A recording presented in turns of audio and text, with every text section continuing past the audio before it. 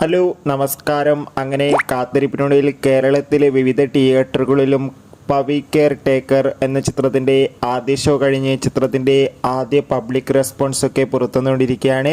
അതിൻ്റെ ഏറ്റവും പ്രധാനപ്പെട്ട അപ്ഡേഷനാണ് ഇന്നൊരു വീഡിയോ ഭാഗത്ത്.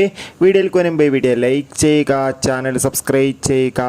ദിലീപ്, ധർമ്മജൻ, ജോണി ആൻ്റണി എന്നൊക്കെ പ്രധാന കഥാപാത്രങ്ങളായെത്തി ഇന്ന് ഏപ്രിൽ 26 റിലീസ് ചെയ്ത ചിത്രമായിരുന്നു പവി കെയർ ടേക്കർ. എല്ലാ സിനിമാ പ്രേമികളും ഒരേപോലെയായിരുന്നു ചിത്രത്തിൻ്റെ റിലീസിനായി കാത്തിരുന്നത്.